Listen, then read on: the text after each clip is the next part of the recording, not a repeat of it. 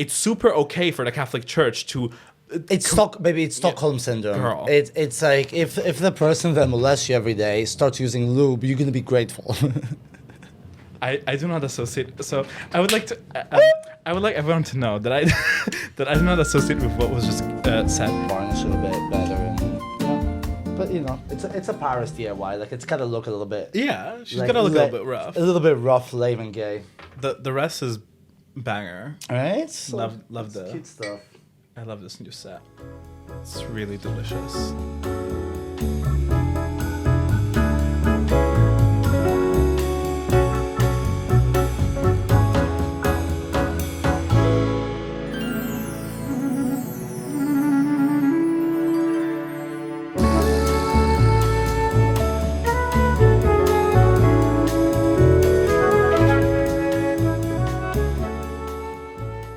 Fabulous for cocktails, right? Yeah. Like, if this had like some little like, oh, there's a little elderflower note, like you would just lose that the moment you add even ice. Ooh.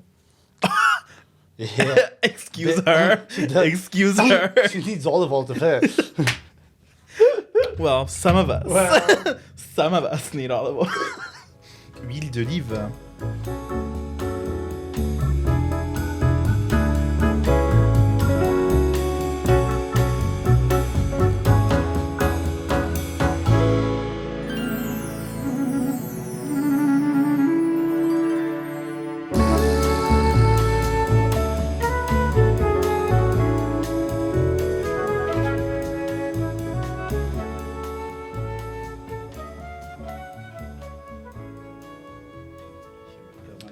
Thank you. Oh, with a little lemon twist. You should showcase it to the camera. Alright. I'm backseat directing as usual. Yes, thank you. One Johnny Red. One Johnny. But they say, okay. They say one John. They always say Because there's only the red. they say there's one, nothing. Yeah, can I get a Johnny? It's like Love. which sounds kind of like a nasty hand job, but like at a gas Johnny station. is UK slang for condom. It is, A yeah. condom. It is, but it's funny. Like, hey, can I get a Johnny? He's like, what? Yeah, it's a sad. I don't know. Anyway, welcome back to the Lazy Eye podcast. We might cut all of that bar intro. No, listen. This is to make a point. Okay. Okay. Lazy Eye podcast has been back with 3 episodes. Okay. Only took a year off again. As good things do. Good things do. Good things take Yeah, time. yeah. We do 5 of them, then don't do any for 8 months, then do 1, then take 6 months off, and then do 10. That's the. But here's the thing: I've had 3 comedians on, and I was like, I have to have an actually funny person on. Girls. I miss like actually funny. No, baby. That's no shade. I love you girls. No, they're all hilarious. But Felipe is like, it's the cornerstone of this podcast. It's like Felipe is like the egg white to my whiskey sour. It's like it brings the form. The doxycycline to your chlamydia. Exactly. for all you medicated girls out there. So yeah, I was like, I kind of coerced you into a podcast today because, you have a career to protect and I have fans to make happy. Fans. The girls. The girls. The girls, the dolls, the divas. No, the 10 girls. I know your mom watches this. Yeah, maybe. But I know that the girls that actually do only want to see you here. Thank you. So I kind of, this was a catch up. Felipe and I haven't seen each other a little bit in the last few months. It's been a very sort of like complicated. So I was like, I think the last time we saw each other was in January. God fucking damn it. When we were here recording. Was that January already? Yeah, it was something like the 6th of January. It was tremendous. Storm the Capitol, babes. What? January 6th. Oh, it's when the girls. I forgot about that. Yeah. It was a special anniversary for us. We were shooting some content with Viking hats. Oh my god. The ambulances are gonna show up. So yeah, Felipe, we had to do a little podcast, and we'll protect the innocent, and we'll protect my identity. I'm in a witness protection program. Yeah. Maybe My name is Stefan da Cox. Yeah. We come up with a nickname for you on the Lydia podcast, so it can never be tied to you. It's like Darlene. It's with Darlene herself, Darlene, Judy, or something that spells OG, because you are the OG of this podcast. So maybe like like name, surname, like Onassis, Gina Onassis. Onassis is the most fabulous like Southern royalty kind of name. It is quite amazing to think. Gertrude Onassis. Yeah. Onassis Gertrude OG. Yeah. Gertrude Onassis. That's nice. It's a nice drag name. Yeah. Everyone welcome to stage. Gertrude Onassis. Gertrude Onassis. So yeah, we're back. Okay, so we haven't seen each other in like, is that 3 months now? Yeah. Fucking hell. A lot happened. Billie Eilish and Lana Del Rey performed at Coachella together. I cried. I just read. I took it while I was taking the shit this morning. There was a Guardian article popped up, which said something about how disappointing Lana Del Rey was. Excuse you. She arrived to the stage with like a 3-minute procession with her behind some kind of Harley Davidson daddy, like in a little train, whilst blasting "Baby, I'm a Gangster Too," like to the whole crowd. Like, okay, I need to read the article now. It's like, I love her, I hate her, and all of the like. I have such strong feelings for Lana. Like, I've listened to Chemtrails Over the Country Club like 5 times just today. Yeah. Oh wow. You've sent me. I mean, the only connection I have to Lana is the video you sent me of you reciting her poetry naked in bed. I'm sorry. I said, LA, who am I to? Before starting this podcast, I was like, no, all the shade is going to be on me on this podcast. And then I opened with... But legendary video of me fully naked in bed reciting the iconic, now unavailable on Spotify, and the vinyl copies are violently expensive, live poetry album from Lana Del Rey, where in the title opening poem, with a lot of quotation marks, she waxes about how she loves LA, and everybody says she came from money, but she didn't. LA, I went to San Francisco because the man who doesn't love me lives there. Love. They say it came from money, but I didn't, and it's not fair. Well, let me read you the headline. Lana Del Rey at Coachella review. A disappointingly lifeless start to the festival. 2 stars. A straight man wrote that. Elena Demopoulos. So she's Greek, but American Greek because it's Elena. Yeah. Elena spelled A-L-I... Are you doxing her? A-L-A-I-N-A. Alaina. Like, that's not... That's like 3rd generation Greek. Yeah. She has never... And also, if she was actually Greek, it would be Dimopoulou and not Demopoulos. Demopoulos. Same as like Adele Exarchopoulos. Like, that's a male last name. I see. A male last name? Yeah. Oh, as in last male gendered. Male gendered, like yeah. The yeah, word. in the same way that, like, you know, like Polish or like, you know, it like ends in "a" or in where like they change, like... I see. Okay. The cliche image of Lana Del Rey, flower crown, heart-shaped sunglasses, Lolita pout, matches the cliche of a Coachella girl. Both Del Rey and the festival saw a peak in the mid-2010s during the early years of influencer culture access. So it makes sense that Coachella's Golden Girl would headline, even though in 2024, Del Rey doing so feels about a decade too late. I'm sorry, but do we think that Coachella is somehow Sonar Festival? Like, are we expecting... Guardian does. Are we expecting, like, well, here's the 𝐰𝐼𝐼𝐼 𝐸𝐶𝐸𝐼𝐼 retrospective at Coachella. It's fun. You know? in their mind, it does. That's the thing. Is like, let's go watch Echnaton by Philip Glass, a 4-hour opera at Coachella. Like, that's not happening, bestie. Yeah. I'm there for the trash. And Mother... But they don't know it's trash. I know, but they don't know it's trash. They think it's culture. Indeed, Del Rey first played Coachella exactly 10 years to the day before Friday night's opening, as she proudly told the crowd. This time, she rode in on a biker motorcade. clad in a baby blue sequin dress, smiling and waving like the beauty queen she's prone to be singing about. Wow. It was ambitious, lively crowd work, literal momentum to start the show off right. But then she opened her mouth. Okay. The shade. Alina, I'm not into your opinion, but great writing. she ate. Yeah, she ate. She ate. Alina's fucking throwing real shade.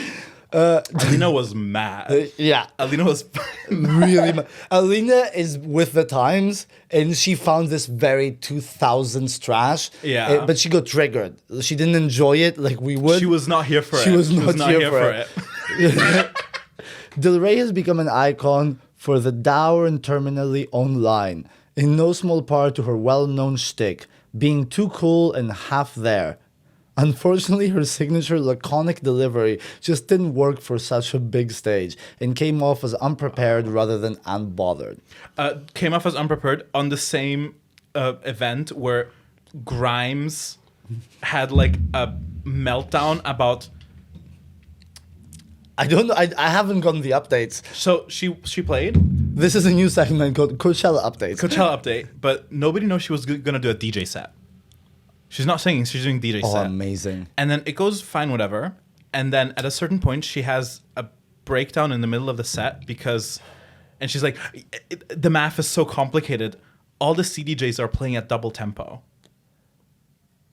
Oh. Which doesn't mean that's not difficult math, first of all. It's not. But even if it was, It's not. A lot of, if you don't, sometimes with weird tracks, like an 80 might read as a 160 but she's if like, you don't we're put- having a hardcore technical sync problem. Oh, wow. Diva. Yeah, if you expect things to sync and you don't actually mix, yeah. Hardcore technical I love problem. her. But I love that. I love that. That, like, that's the whole point of it. Is people that don't know what they're doing imagine at the spending- biggest stage. Imagine spending, I have no idea how much those tickets were. I'm sure it's a disgusting amount. And also, like, the food there, it's like, oh, yeah, a burger, $30. Like, I don't even want that. Yeah, isn't everyone getting dehydrated every year because it's too expensive to get water? yeah, it could be. It's in the desert. See, if they were smart, there would be like a whole piss place circle. and Honestly, they don't think. a bottle of water could go a long way, but these innovations take time to reach They the, do we- take- the new world, you know? Old world innovations for the new world era. Ongoing mic problems plagued her set the whole way through, causing awkward stops, starts, and moments in which she just motioned for the singing crowd to pick up the slack for her. I mean, Her pitchy, faltering vocals were reminiscent of her disastrous 2012 Saturday Night Live performance, sometimes dubbed the worst in the show's history. Back then, see critics that. tore her vacant, yet somehow also trying too hard, turned to shreds. I don't know what that. Yeah. Reading comprehension. Del Rey has redeemed herself in the years since with some very good music, and enough time has passed that she can joke about the fiasco.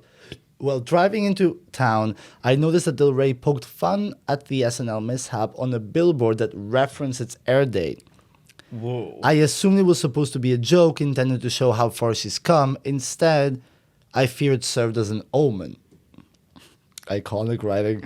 Was this a headline act or a hostage proof of life video?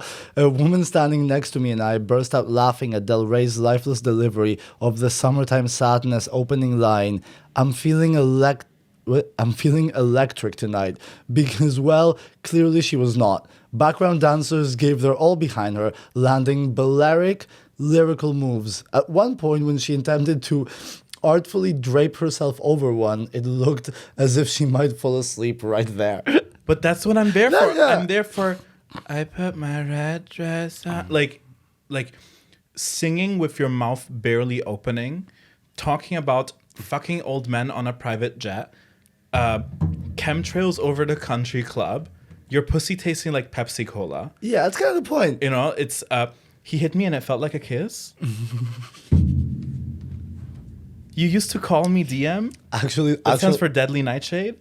oh wow. Yeah. That's the problem. I don't know any of He those. hit me and it felt like true love. Oh wow, that's an actual quote. Yeah. Oh, it's beautiful. Called, track name, Ultraviolence. Wow. Diva. Yeah, I don't think diva. Alina is in Is with, in in the loop. I get her chronically online take, but Yeah. you're telling me you're writing for the Guardian and you're not chronically online. Yeah. I don't know. Yeah, that's the funniest. Coachella recap. Have no interest in ever going there. Yeah. Just love that it happens. It's like a thing that we can have fun with. Apparently, Tyler's set was banger.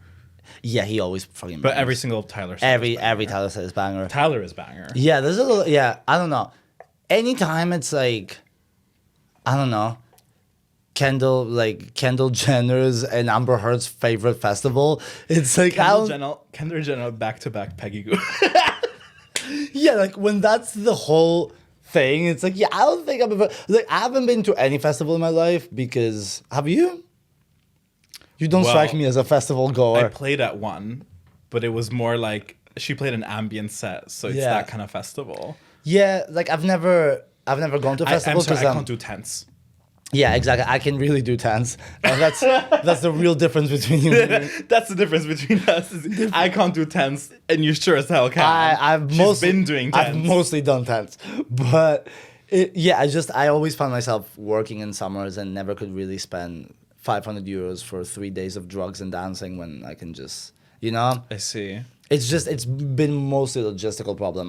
It feels like I'm a very festival person. I just never had the opportunity to do so. But my problem is like the thematic unity. Like the way I listen to music, it's like Merzbow, and then like sad lesbians, and then like some kind of off kilter like breaky shuffly stuff. Yeah, and there's no festival that does this kind of like neurotic ADHD ping-ponging between genres thing. No, but I'm the same. Like, I listen to, like, a free jazz record, then gangster rap, then, like, I don't know, IDM, and then fucking gabber, and then old school hip-hop. And then, like, 12 minutes of, like, a woman weeping performance piece. Yes. Like... Yeah. And then, I was listening to a record that was recorded on top of a Saab from the 90s. As in the car? Yeah, that was fitted with 20 speakers going around a village in Belgium.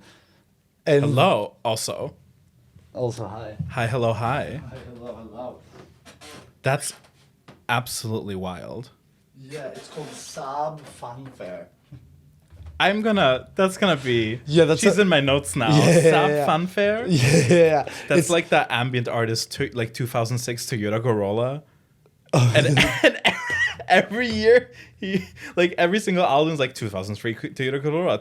Turns out apparently he's a child molester. Oh no, why are all the good ones? Oh, the ambient girl. The ambient girls? It's very annoying. Yeah, but that label has one of my favorite like experimental fucking ambient records ever, which I'm trying to remember. I think it's called like Hey, Can I Move In With You or something like that. Oh, nice. And it's like a beautiful sound piece that at some point someone yells like, why can I not move in with you?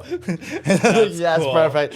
It's just like a creepy record of the creepy voices, creepy sounds, and then 10 minutes in it's like, would you like me to move in with you? And like, fucking, this is a masterpiece. Thank you for doing this. I've been obsessing over these releases on Kairos label, which is like only like, I'm sure they're very important people. Like, I love the disclaimer. I'm sure they're really very important people. I'm sure they raise their kids with a lot of responsibilities, but I'm sure they're at the top of their craft. But it's these like experimental jazz people. And one of these tracks called Bein im Sprung, and has nothing to do with legs and nothing to do with jumping, but it has all to do with the word no. Because the entire 9-minute composition is a sequence of no, and I've been loving that. We love that. And this horrific kind of like metal track called Britain Has Fucking AIDS. And it's about Britain's Got Talent. And the lyrics are so fucking... Oh, Gertrude, it's so good to have you back on the podcast. Gertrude Stein? No, just referring to you.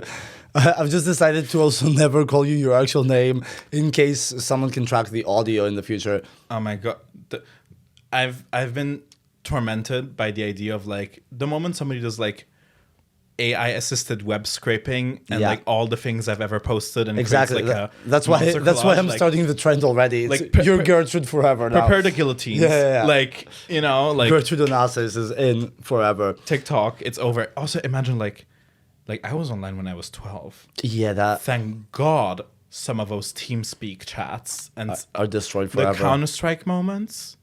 Yeah. Great thing that voice chat isn't recorded.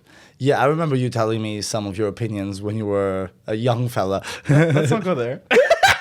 And I'm Let's not like, go there. I'm really happy that was in the beginnings of real tracking. OG tracking. I was pre-tracking. Yeah, I'm happy that these are like not forever. Like it's still back in the days where you can delete every sign of it. Because if you start now, Or they just get deleted because things like, Yeah. you know, a forum dies. yeah, the whole like the building where they kept those servers is burned down now. That's a relief. That's a relief. Shout out. Oh well. So beautiful to be back What else here. is new? Well, it's Monday. We're recording this. This is coming out on Friday. So last Friday, so a week ago, what happened? Yes, did I have a professional film crew doing a documentary about me? Yes, I did. Excuse you? Yeah, that's my life now. Dude.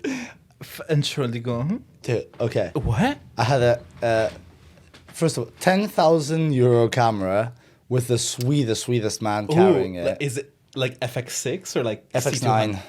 Ooh, she has variable ND. I had okay. First of all, okay. They wanted to shoot a documentary also about like a stand-up comedian, also in the process. And going I thought to it was shows. like something, I don't know, about like stray puppies or something like that. I wish it was. No. No, it's just like one of the 10 bullshit things I do got some traction from a person that actually wanted to spend. But hey, Amazing. So they come in, you know, where? Here. Where is in? in here first. Okay. They come in here first, and you know, like 2 p.m. I've woken up. I've had a couple of coffees. I expect a crew to come in with some equipment. Yeah. We slowly set up. We figure it out. I open the door. The camera's rolling. Bitches were ready. They knew it. They come into my room. Shit's rolling already, and I'm like, "Just fucking get out of my fucking ass!" But Nice. So it went perfect. We shoot here for like fucking 5 hours, and then we hit 2 shows where they follow me around. We go around Berlin with a full camera crew following me around.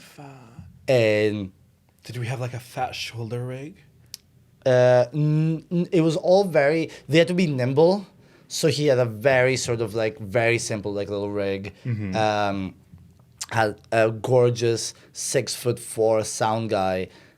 Which felt like I referenced it in one of the stand-up sets where I'm like, you know, even on the one day that is made for me to feel some form of confidence, they bring a sound guy that's British, 6'4", blonde and gorgeous. Good teeth? Yeah. Unfair. Unfair. It's like, you can't do this on my day. You can bring a guy that's supposed to just hold a pole for the sound to come out of my mouth into the equipment, and he's fucking Adonis, and even the camera guy is like Adonis. yeah, I went more for Adonis, but you went for Adonis. Adonis.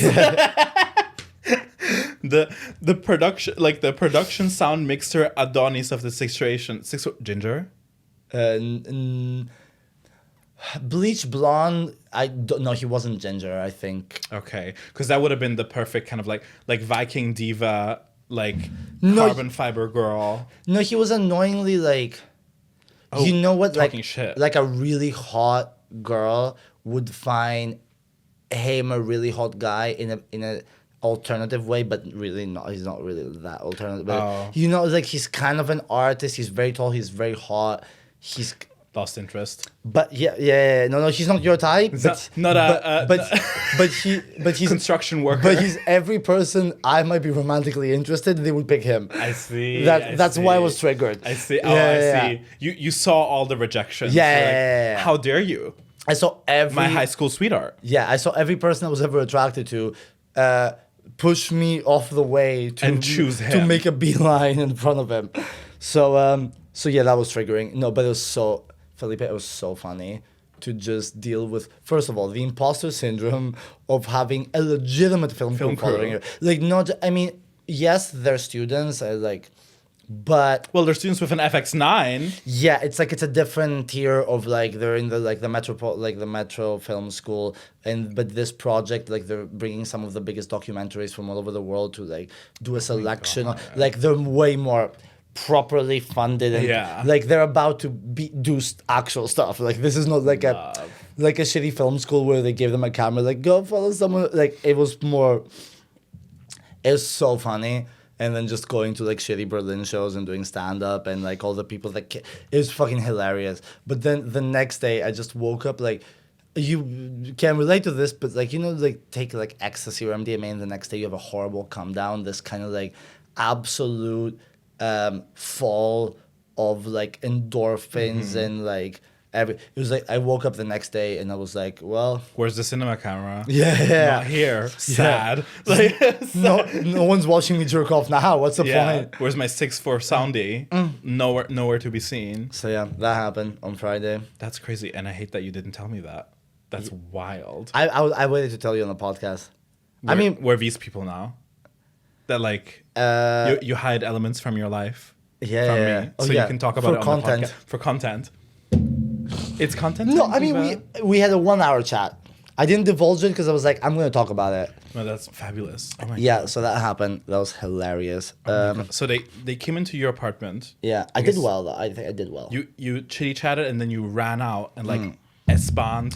Bus to Potsdamer Platz. Nice. Show them the real. Yeah. Show them the real situation. Bus to Potsdamer. Bus to Potsdamer. Yeah. Not even U and then S. No. Bus. Yeah, it was faster to be fair, but it was like M29. This is gonna be a fun ride, and then we took an Uber to Friedrichshain. Oh, well, she was on the clock. Yeah. Production's paying for this. I had an early slot. I had to cover an early slot. Yeah, the second show was it was a late show, like midnight, so it was quite shitty. But the first show, it was very unorthodox circumstances, and I did very well given the circumstances. Like I think we have some good stuff, but we'll see. But it was fun. It was fun to. It was fun to see comedians that think they're so much better than me because they've done more, and I've always been the oddball in the scene. Hate me for having a rare Paris unhumble moment coming up. Anyway. Yeah. No, because it's like I have never had any real confidence in the comedy scene. I've always been very like chill, doing my own shit. And all these people that have been doing their own shows and running this and running that I've always been very, very gracious to, saw me with a camera crew and started And being like, you're running 𝐥𝐳𝐲𝐞𝐛𝐨𝐨𝐤 raw, 16-bit linear. They were so bitter. I saw a couple of people be real bitter, and I was like, "Oh, that's really sad for you." Wow. The only good thing that's happened to me in comedy in 4 years is the only time like Cinematography. yeah, you're like that bitter that openly is a little bit disappointing for you. That's a shame, girl. You're an expert on bitterness. So girl, my own line of bitters coming soon. Oh my God, branded. Is it like lazy bitter or something like this? I'm thinking there's a part of me that wants to call them like Miss Tootsie's special cocktail bitters or something like But that. isn't Miss Tootsie trademarked? I mean, Is she alive? she might. Yeah, I think I would know. God bless her. God bless her. First of all, God bless her. Yeah, You I know, love her. Like, Yeah, all respect. Where is she? she's behind the curtain. Do you want to show her? Let me pull back. Oh, Yeah, just put the left side. The left side. There she hi, is. mother. Mother is there. Hi, mother. Yeah. That's mother. That's of all that's good. And Mother. yeah, There we go. Let me close her up again. close this up again. There she is. I feel like now that I know that Miss Tootsie is hidden behind the wall, I kind of need Miss Tootsie to be out and proud. I know. I like the red background, but I think for the pod I'll get her out maybe here. Yeah, I feel like a proper. Yeah, hiding her feels bad. If you could get like some kind of large animal bone and do like a little shrine with. Do you think like bacon incense exists? Bacon incense. Maybe bacon cocktail bitters might exist in a bit. I'll call them the Miss Tootsie special. Well, that I feel like she would be proud. Yeah, what should I call my cocktail bitters? I don't know. I've had a lot of little. I don't know. I mean, something like Paris's Lazy Bitters is like the obvious choice, but it might Yeah. also be not so. Yeah, I was thinking like I could go full branding of like Lazy Eye Bitters or something like that, but still, yeah, we'll see. I'll figure it out. I still have so much time to actually make the bitters themselves. They also Yeah, take. let's not jump the gun. Yeah, but still. But she's Anyway. eeny teeny peeny shrimp, you know? Yeah, Which is amazing.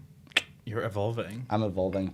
How Yeah, was. the sadder I get, the more productive I become. I see, for me, it's inverse.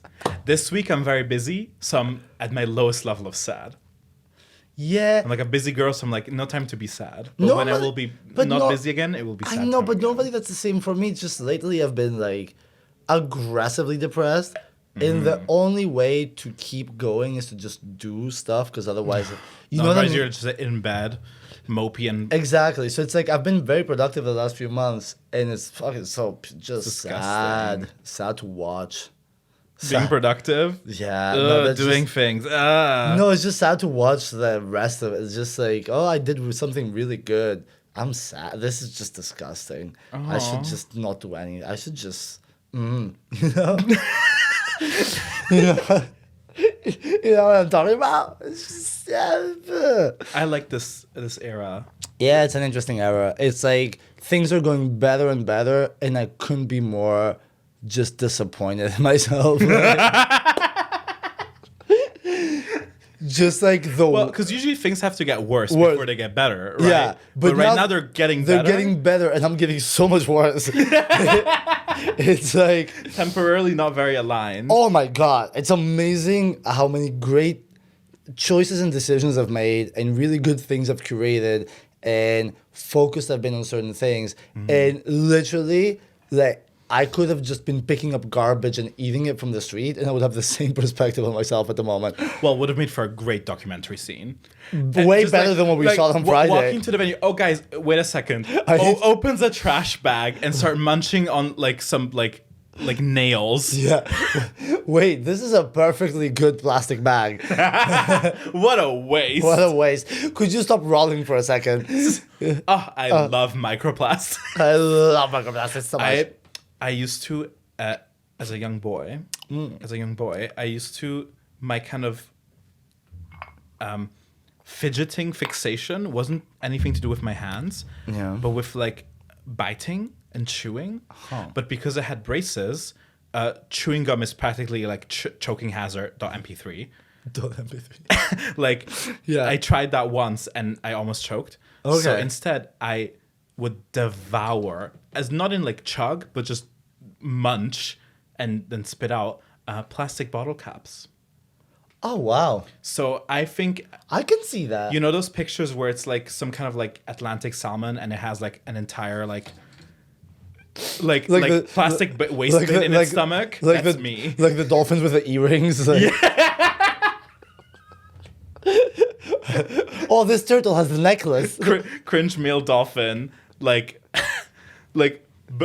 Berlin acid wash gene, like straight fuckborough dolphin. That's me. Like Yeah. I have a feeling that the amount of not micro, but the macro plastics in my body is like through So the you roof. chew it to dismantle it. but Disintegrate it. Disintegrate it, but then you mean like a lot of it would probably like go down your... Yeah, Yeah. Yeah. because How old are we talking? like 12 to maybe 16. All right. Yeah, that's when I started aggressively biting my nails. I never got the nail bite. You're biting. so fucking lucky. Because I started biting my nails. It feels like a limited resource. Yeah, but it grows back. Yeah, but I can just get a. Yeah, but I can just get a new This is- bottle. Yeah, but this is sustainability. You make your own plastic caps. non-stop. It grows every second. It's No petroleum needed. exactly like you don't need to because that's the difference is you've grown up in a world where you can buy more. My oral fidgeting addiction is fundamentally capitalistic. Capitalistic. Whilst yours is fundamentally You're like socialistic. I in can nature. buy as many bottles of water as I want. Where I was like. Bottles Politics of water. of scarcity. We drink from the tap and we grow our own. we grow our own instruments of demise. This is, truly. that's the difference Fabulous. That's the difference between me. between me and you is you see this as there's a limited amount, but that's the difference. Like poor people need to have patience because it's like I can. But it's actually infinite. It's right? infinite because that's the thing. It's infinite. You just need the patience for another day for it to grow a bit longer. Whereas you are like, I can't wait a day. Send it to me. I'm gonna buy it on Amazon. Wow. Right? We're solving everything here. This is truly. Marx is shaking. It is. Engels is gooning, and Marx is shaking. Marx never got there. Never thought of the nails as the as the key to understanding class divide. the great equalizer of class division. Oral fixation. I think we should take a break. I think we should take a break, and I think comedians should watch this and realize they're not that funny. Take notes. Take notes, girl. See, acting is reaction. Yeah. Sorry.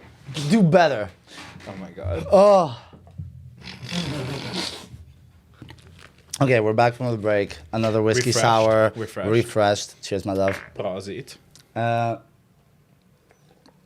So yeah, we might have not seen each other a lot lately. For months. For months. Yeah, I think it's this thing of like, I haven't seen so many people in months. Like social life Yeah. versus like just being in Berlin in winter, working, doing gigs. It's like maybe I have like a couple of nights off completely things, and 99% of those are just spent in my room avoiding anything that has to do with anyone.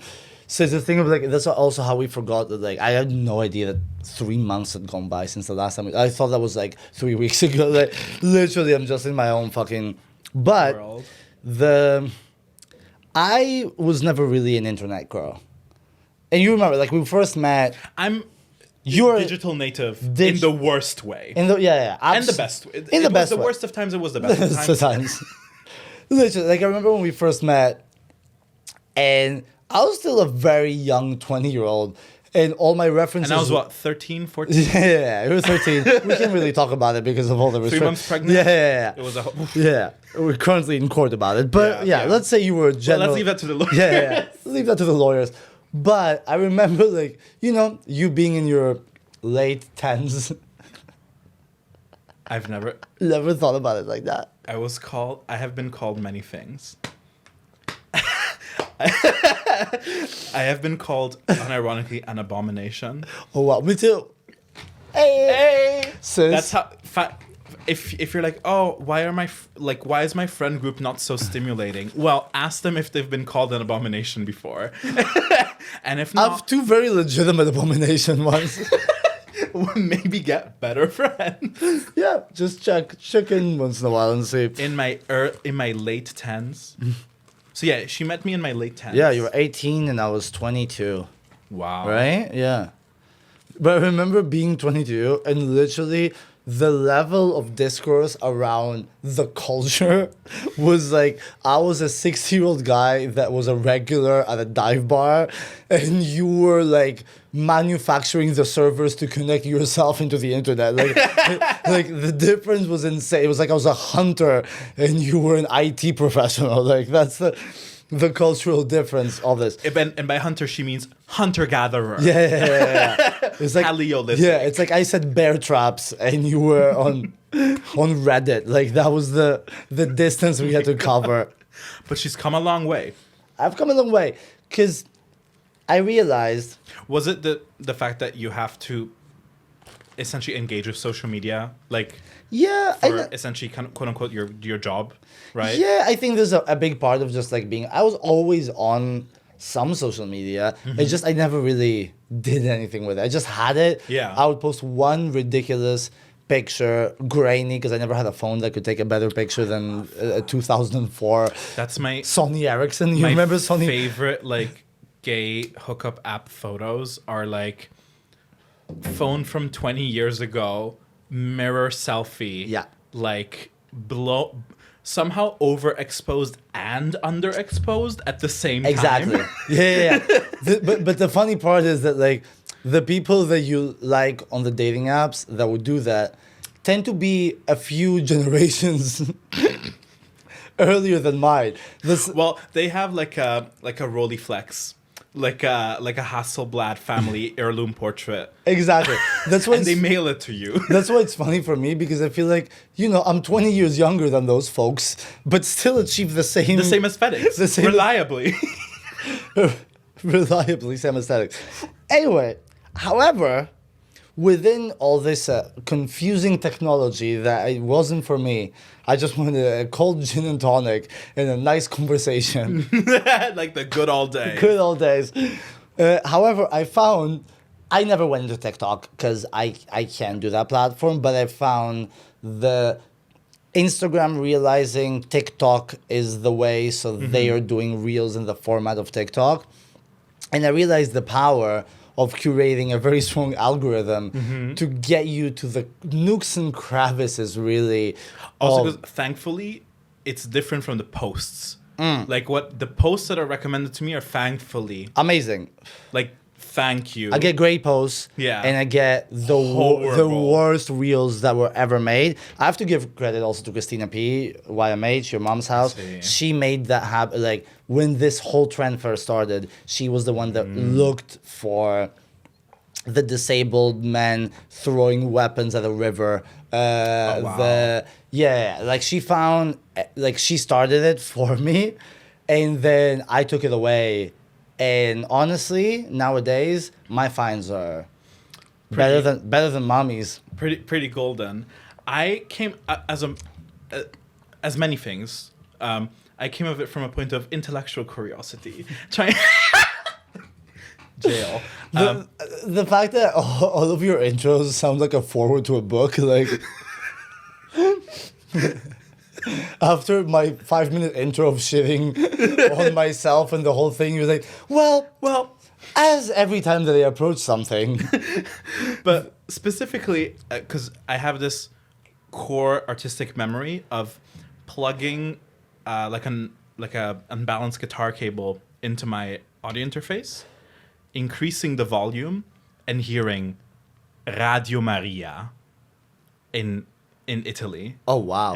Do you know about Radio Maria? No, but it sounds like a perfect Catholic little boys. Let me tell you about Radio Maria. It sounds like the Howard Stern of boarding school.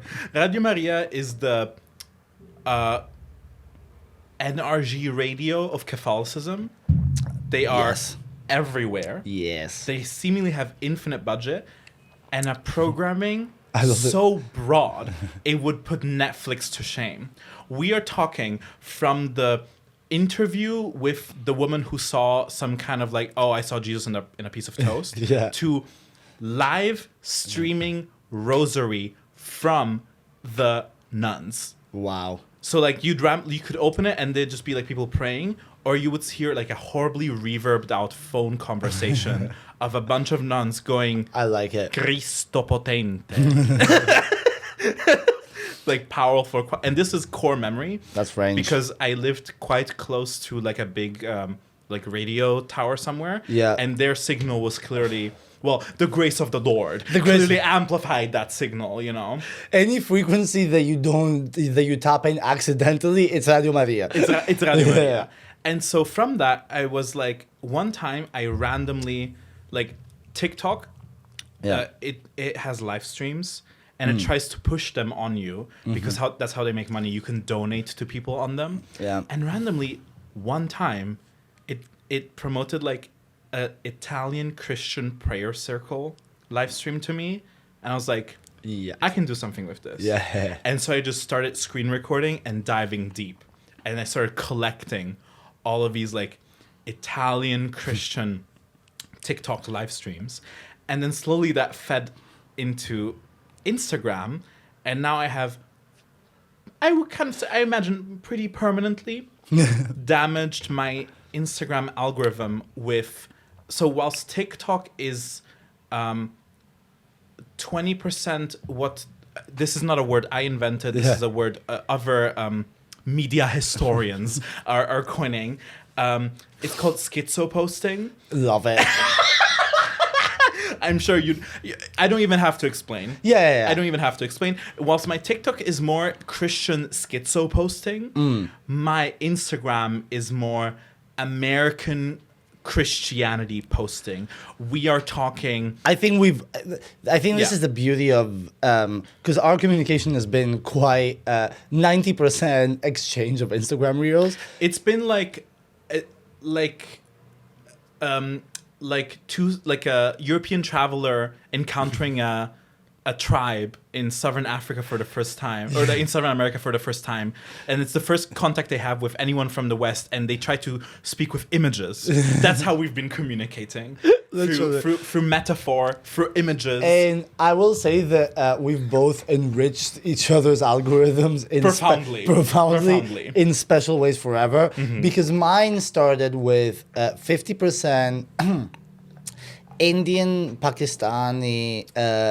Indonesia, just like the girls from a completely different universe creating cinematic masterpieces. What VFX. What I can only explain as what if Monty Python were born in 2005. It's like absolute surrealism for the sake of sheer pleasure. Yeah, incredible. Absolutely. We all know about these. These videos where like a woman becomes a butterfly, but like in the worst like 3D graphics ever. Yeah. And then it's like some completely random music, and then also speech, and then also like a guy's lines of speech at the same time plus music. Yeah, a guy. Like, even if I spoke the language, I couldn't understand what's going on. Exactly. A guy stops the train with his hand. The train flies away to heaven. Yeah. He gets the girl. The girl. And then a deity shows up. Yeah, a deity shows up. The girl in broken English says, "Oh, my man, I love you forever." And then they fly together to the moon. Like, but the man is like, "Oh, but you're a professor." It's like, no, I am in love. Honestly? Yes. Honestly, more of that. Oh. Honestly, writer strike. Writer strike. Hire the girls. Hire the girls. Hire the girls. They know how to do it. They clearly know how to do it. Oh, you go to the car wash. No, me wanna marry you. Oh, we together forever. Mwah. How many hours of your life have you wasted looking at filler content in a series just to have these people do the sheer brilliance, the compactness of the plot? Yeah. It's really like understanding the format. Yeah, I also feel the incredibly American religious content that we both get now is a combination of.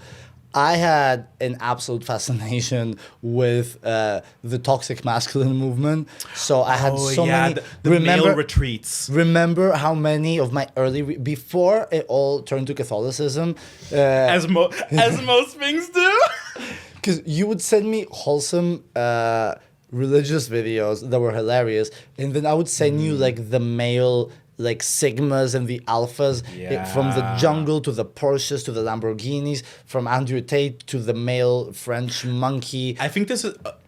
I think you could categorize this broadly as post Tate. Post Tate, because this is not Tate's no. contemporary. That was like the tornado of the male sphere. This is postmodern Tate. Yeah, and this is like oh my God. Yeah, at the Tate Modern. At the Tate Modern, exactly. Curator. I saw it. So I feel like my Uber study of the Uber Sigmas and Alphas with your combination of this beautiful like benign Italian Catholicism created benign, no, like toxic, but it created because I stopped getting a lot of the toxic male stuff. I get that super rarely now. Yeah, like I used to get a lot of it, but I feel like me sending you a lot of that stuff and you sending me a lot of like the early religious stuff, it combined into the alpha male but good Christian content that now we both get. I feel like we combined forces and found the new lane for the both of us. I mean, I think it's fascinating because normally, like my Instagram algorithm would be like horrible gay memes, like some kind of US bear, like the video of the girl like shaking the iced latte, being like, is there a better sound than this? And then it cuts to like a video of like a 200-kilogram man getting fucked in a sling. Yeah. Like that's usually my algorithm, and I love that. You know, like I'm here for it. We love it. But I realize because truly like the echo chamber possibilities of the internet, like if Instagram thinks that you're this kind of like Catholic bro, it will just keep you in this tornado. Like, Oh my God. Felipe, I how thought lo- there was infighting in the left. No. Honey, the Christians are on another Felipe, level. how many months have we been getting update from their attempt to do their first ever Christian club night in LA? I feel like they've been trying to do their first ever Christian club night in LA for a year now. Yeah, but now they've done a few because we've gotten the updates. We've seen Oh, them but I dance. sent you the sober one. Yeah, the Guys, the drug-free Clubnacht. You heard it here first. Oh, Christians dancing sober for Jesus. But I remember He's the only one that can satisfy. Oh yeah. He's the only one that can satisfy. But we've gone those from like when they were thinking about possibly doing it to now we're getting footage of the club nights. We're Like, seeing growth. Yeah, we've been with them through the whole journey. I feel invested. Yeah. In the Christian Clubnacht. This is such a natural progression of my obsession with Christianity because I've always It has ruined. Christianity has. I'm sorry. Is it shitty to shit on religion? Kind of. But also, Christianity was the primary oppressor in my life and in your life, for sure. So, I mean, in mine way I have less a than license yours. in But 24/7. I was the angriest teenager where I was like, my whole life was built around shitting on like Christianity and religion. But your fir- girls were ortho, and my ones were Catholic. Yeah, but- so let's talk about. Yeah, but you were in like Catholic. But I was in Catholic. I was Cathed up Yeah. in Catholic. But you were in a Catholic school, meaning like Yeah. I saw it from the like I inside. grew up working class in the anarchist area of Athens. Like I just interacted with it from my grandma wanting to go to church and just having the random religion classes in school. Yeah. But I grew up but I had an obsession with it. Like it didn't affect me really, but I had an obsession with it where the early stages of me ever being funny was around religion. I had an We had a gangster rap group in middle school, which was all about rapping about Jesus. Love. Like it was like the whole idea of like making fun of Christianity was always there. So to me, it feels so full circle that I finally now my algorithm thinks I'm either Christian or disabled or schizophrenic. It feels like I've fulfilled my purpose. The fact that I know when the next Christian club night in LA is gonna be feels like an absolute continuation of me being a troll. Imagine getting guest list. I would. People are like, oh, do you want guest list for Bergie? Honey, miss me. I've guesses for the Lord. Hello for his heavenly reign. By the way, have I ever told you that I was on an Interpol watch list? So, again, Jesus related. Oh, yeah. So, high school, me and you would devour him. Conservative family with sufficient money, a little bit repressed, sweetheart, very sweet. Oh, like Babyface? Babyface forever.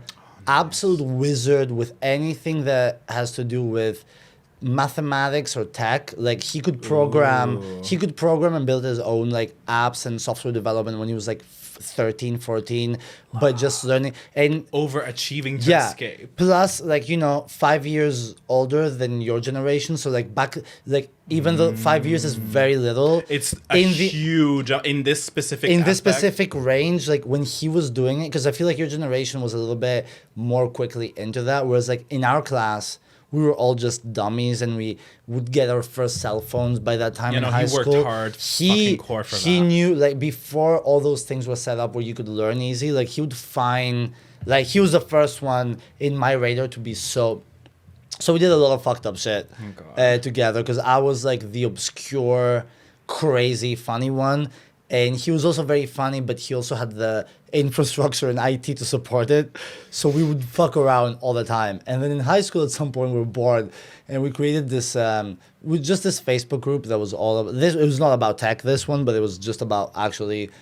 So it was like called like God, the gods, the savior, or something, and it was a Facebook page, and we spent 3 days only befriending Orthodox Christians not from Greece. So, Yes. so our first like 500 friends were from Russia, Serbia, right? yeah. And then we started only befriending people from our school, but we wanted to have a diverse portfolio before we. So it looks realistic. Yeah. So like the idea was that's like just a Orthodox Christian page.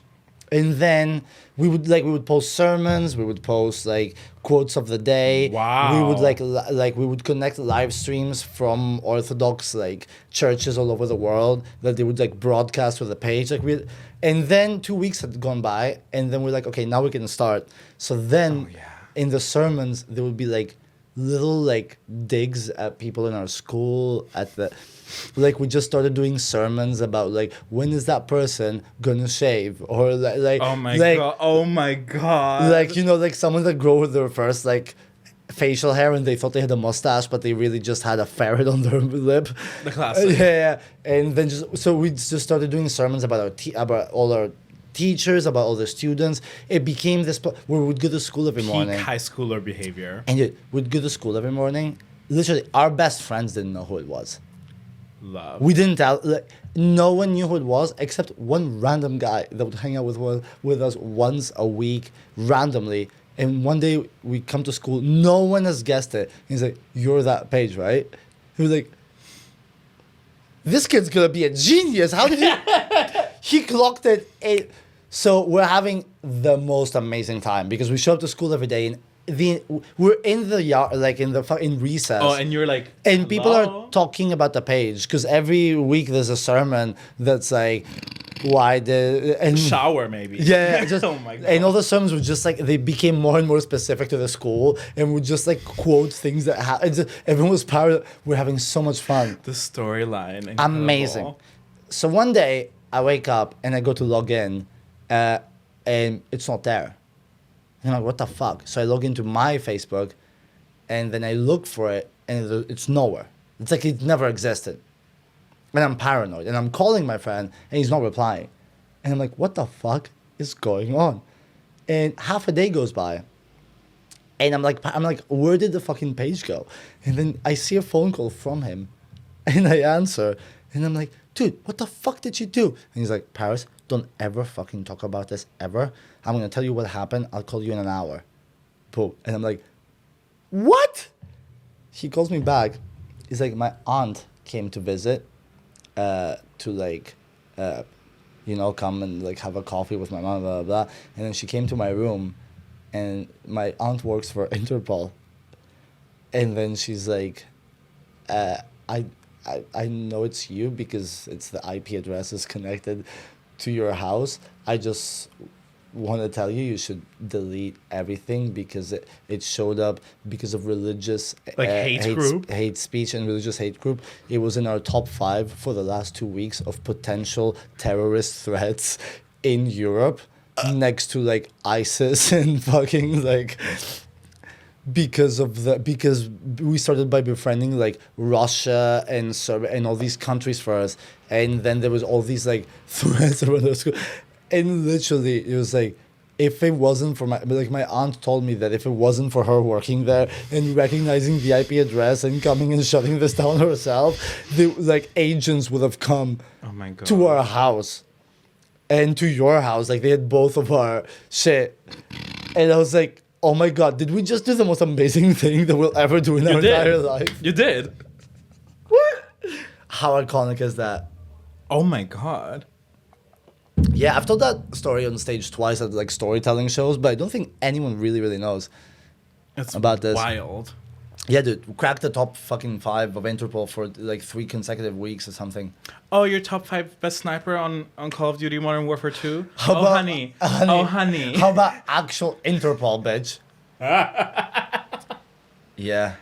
Okay, so coming back to orthodoxy. Coming back to orthodoxy. I had hell. catho, you had ortho. Yeah. Right? Big presence in our Sounds like lives. two rivaling pharmaceutical companies. Truly the it's like whenever I try and think to that time, it's like I sense a disturbance in the force, like Moderna versus Johnson & Johnson's or something. Moderna like versus Pfizer, really, because Johnson & Johnson was the shitty one. that. and- Johnson. She was. what like was the one that killed everyone? Novavax? No. There was Oh one, yeah, there was one that killed old There's people. one, yeah, and there's one that. Bring back medication that kills old people. Oh shit. Yeah. Yeah, I mean, yeah. Sadly, the one that killed a lot of people also killed an actual friend of ours. Fuck. Yeah, it was shitty. But you remember it where they pulled it back? Like Yeah, in the yeah. beginning, there was that, and it was very popular. It was like Pfizer and that one mostly, and then Moderna for women was the best. But yeah. Anyway, let's not talk about COVID. Oh my God, this will be like trauma forever. Trauma forever. Trauma for fucking Just ever. religion and yeah, it's But no, that's the real. The problem is religion lasts forever. yeah. I COVID mean, has a timer, but religion is forever. the way that COVID fucked generations and like the way that it fucked us up. Also, how I mean, we're such fucking hip. Like, how little are we talking about it? No, 'cause Like, how everybody's like, it's traumatic. Let's pretend it never happened. Exactly. Like It was horrible for literally everybody. we went from the possibilities of the end of civilization That and was cute. everyone becoming literally like autistic, schizophrenic, and having mental health issues to now we're like, why isn't my life going? Like I've been. Oh, that was a great fart. I've been. Listen, you gave me one in the kitchen that like changed the ambiance forever. Don't pretend you're better than me, okay? Aromatherapy. Yeah. But I mean, think how many people are doing really good after after the last 3 years that we had. Like how many people are talking about the trauma? How many people are like Yeah. I've been very very like brutally depressed for a very long time. You struggle with a lot of things. We've talked about it. It's like, but no one's really referencing the fact that There was Roro. that for 2.5 years, That we were stuck in our house for like 9 months. yeah. No, And here wasn't even that bad. it wasn't that bad. It was quite okay Compared here. to Italy, yeah, where it's like, no, the popo's gonna show up. yeah, but still, no money. Everyone's suffering. Like poor people were the poorest ever. Rich people weren't making as much money, and they were upset. Yeah, super sad. Oh, so sad. So sad. So but sad. My yacht. but just everyone except like 5 professions and 5 billionaires. Like hand sanitizer manufacturers. yeah, like, mass manufacturers, vaccine manufacturers, like except like 2 industries and. and then all the ones that went well during the pandemic, with the crash post-pandemic, like then they turned to shit again. Suffering now. Like, Yeah, it's like no one like yeah. It's like yeah, okay, a few people benefited, but fucking 7.9 billion out of 8 literally had a mental breakdown because it wasn't just pandemic. It was like pandemic, plus recession, and some of the most intense civil rights and political insanity. People going insane and like no, and now it's like. We talk about it like it's an afterthought where like no one is like referencing it. Anytime people talk about it, they're like, But it's like, no, that was like a milestone. There's entire generations that will never recover from this. Like, think about how many people were like teenagers or early, like, how do you come back from that? And now everyone's like, I don't understand why I'm so like, I'm anxious all the time and I can't get a little shit done. It's like, oh, really? Maybe it has to do something with you losing... When the world stops. Yeah, losing faith in everything in 2 years and half of us might die, half thinking there's no point in living after that. Everyone stopping work, no one coming back to work, no one having... having anything to live for half of the population. Like, oh, you think that might have had a little... The art's dying. Yeah. You know? Yeah, and everyone now is just like, we're back to absolute normal, and no one is like, I don't get it. Why is nothing really fun anymore? It's like, Yeah. It's crazy. But the infinite trauma, like, if the trauma of the pandemic is a spike, the trauma of religion is a is a forever. It's forever. It's a beautiful forever. Yeah. It's beautiful. That's forever. the thing. Corona's for 2-3 years. Religion's forever. God's forever. God's forever. God's forever. Yeah. But the thing is, so I was exposed to Catholicism primarily, and you were Greece is like 50-50 on the Catho Ortho thing, right? No, it's $100. It's $100. Really? You don't have Catho at all? No Catho, no. You hate the Pope. Do you fuck with the Pope? No one talks about the Pope. Like it's That's better. Yeah, it's but it's not a. You heard him, first of all, I know I was going to be uncontroversial, but I'm really tired of people who are socially liberal, like praising Pope Francis for how less horrible than other popes he is. Like, yeah, but he's still a cunt. Like, he's still horrible. He's still really like is responsible for releasing documents where we talk about like gender reassignment surgery as like an abomination. But if you have deformed genitalia, so like it's super okay for the Catholic Church to. It's Stockholm syndrome. Girl. It's like if the person that molests you every day starts using lube, you're gonna be grateful. I do not associate. So I would like to. I would like everyone to know that I that I do not associate with what was just said. I am in the same room, but I do not. I'm not responsible for what this future woman is trying to tell me. Future employers. Even the camera gave us a warning, and even the camera's like, "Hi, representative at Canon here. I would like to distance myself from the action happening." Future employers, I do not agree with the views being no, but it's that. It's like 5,000 popes have burned us in the stake. In this one, things we're okay. We're not so bad. We're not so bad under certain circumstances. Oh my God. If he agrees, Pope Francis blesses gay matrimony. Yeah. People gooning, edging, like miss me. Yeah, absolutely miss me. I mean, it's the same way that we're like sort of okay with the death sentences because most people were burned or fucking just thrown. They threw rocks until you died. The shittiest, slowest death of all time. And now they just give them a sweet little injection. Well, the Greeks put you in the copper bowl and then set a fire underneath the bowl. Oh, I didn't even know about that. Is that a sous vide? Sous vide, like, is that a controlled temperature sort of technique? Kind of. She's marinating in her own juices. Yeah. It's like we don't want like uncontrollable fire. We'll build a mechanism of a bowl to like slowly roast. Yeah. Absolutely. Yeah, it's like the best of the worst. It's like we're really good at. It's like we've just accepted that nothing will ever be good, so that when something of those bad things is a little bit better. Right. Oh my God, thank you. Yeah. So I didn't know that. I knew Ortho was a big thing, but I thought that Greece is absolutely Orthodox. Like there was never Catholicism in Greece. That's why it's also like Orthodox Christian places. Like I've never really heard anything about. Like my only touch with Catholicism was that my dad's an Italian Catholic, so that's where I had the connection from. But otherwise, it was, oh hey, she's the Lord. She's sunny, sunny and warm, and we just got fucking okay. Well, he's smiting us. She is. He heard us talking shit about him. Yeah, that's great.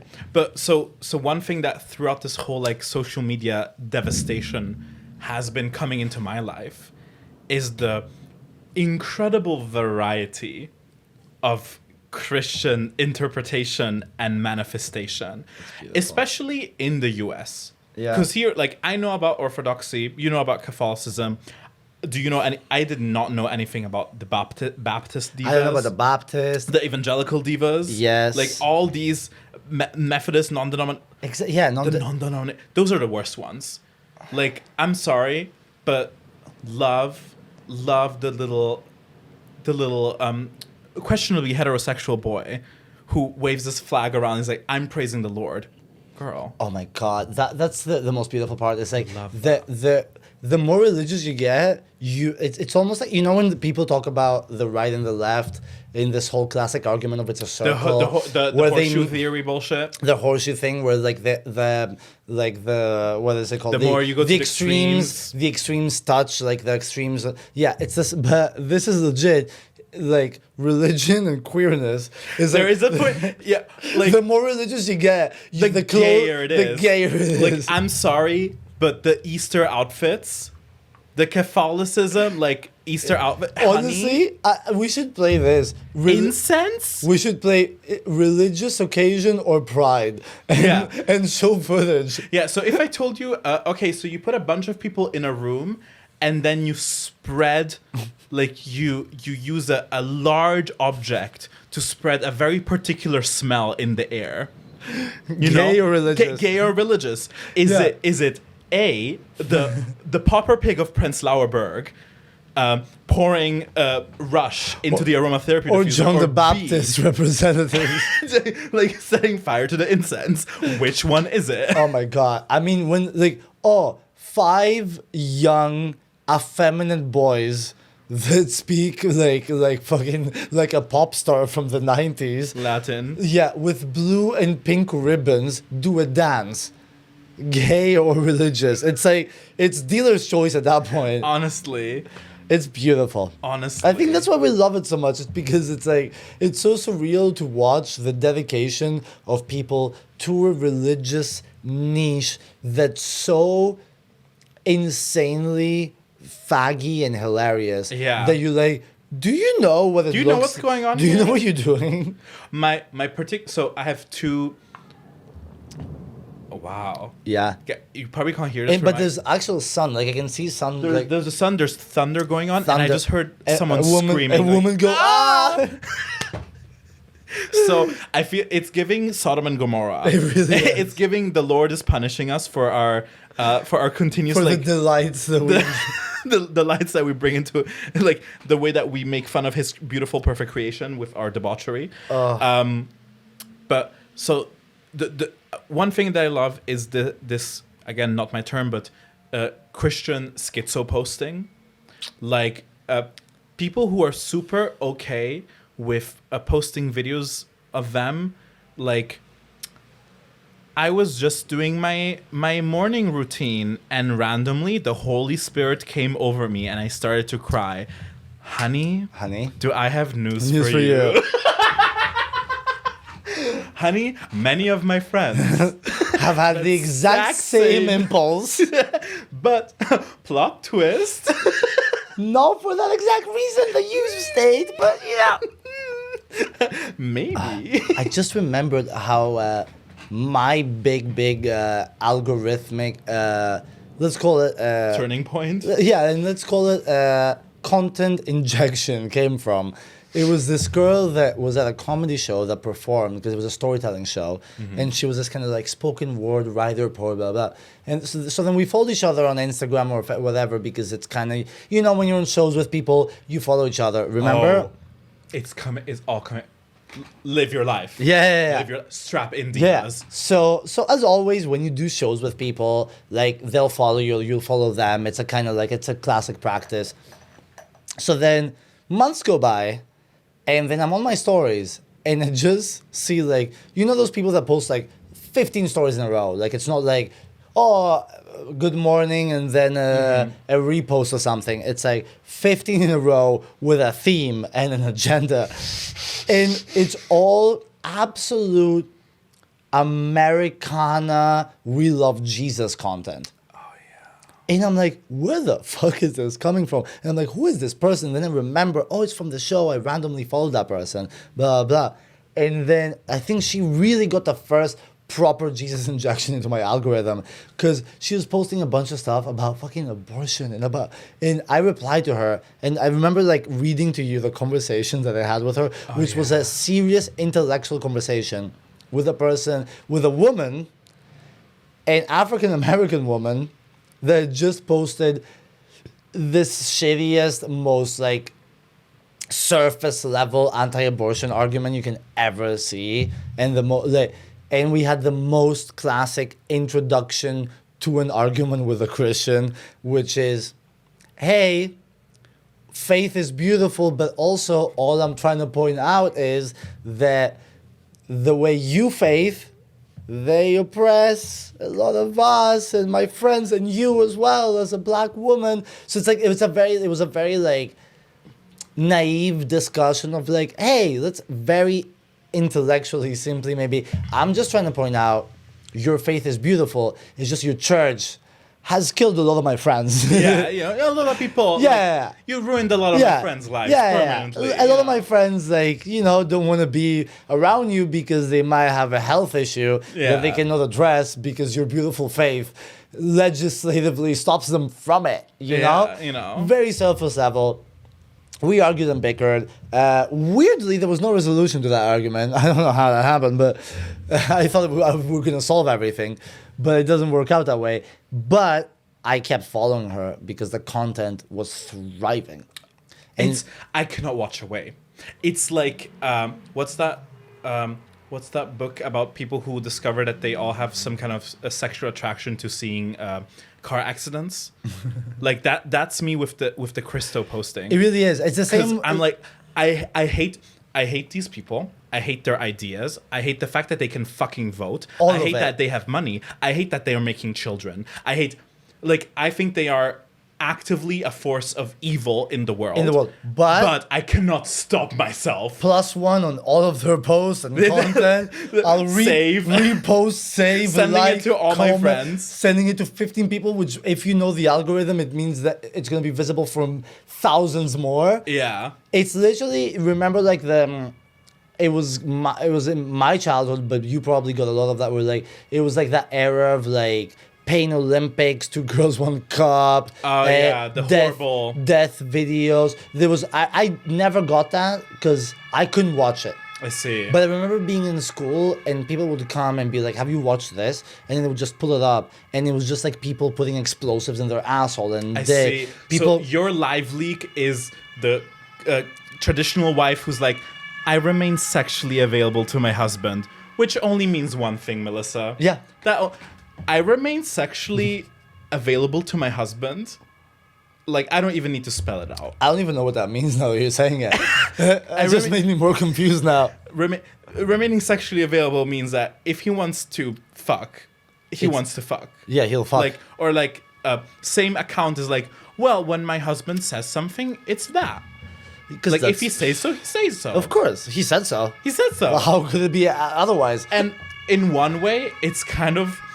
Like it's horrible because I can literally see centuries of women's political struggle.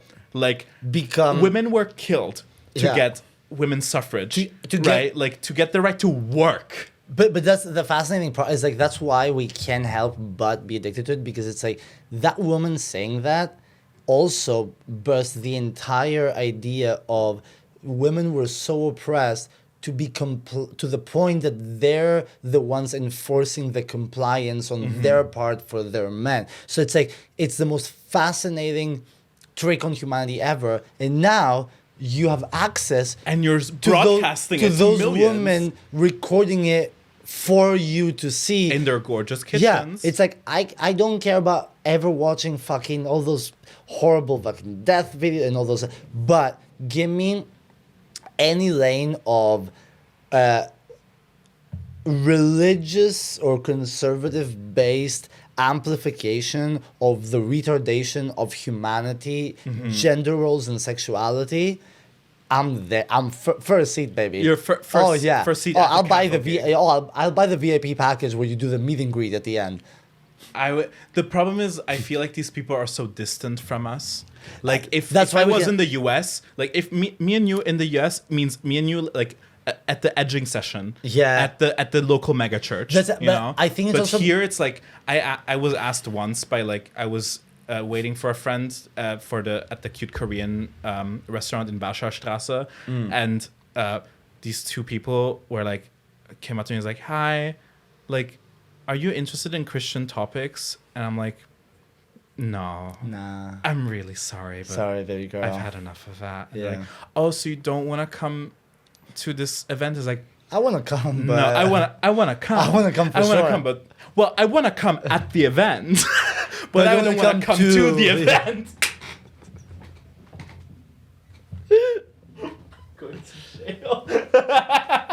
Yeah. You know? Yeah, that's basically. Yeah, But this is nothing. it's nothing. I think it's also why we enjoy it so much, though. Because it's far in away. fact, in a way, like my life isn't ruined every day. By Exactly, these people. because that's the thing. That's for why us, it's funny. Because for us, it's voyeuristic. Yeah. Because I feel like if we actually lived in the States and we weren't in a bubble in New York or LA and we're actually somewhere in the States, I think we'd find it a bit less funny. A bit less funny. And a little bit more real life. Like, I think we're so far away from that type. Like, we've seen a lot of religious, like, extremism or, like, all these ideas of, like, actually making an entire nation go backwards. But we haven't seen this absolute, like wholesome film from the 80s about what it's like to be a housewife and a Christian. Like, I think it's so Hollywood. Like, that type of faith, that type of, like, life, it's so far away from.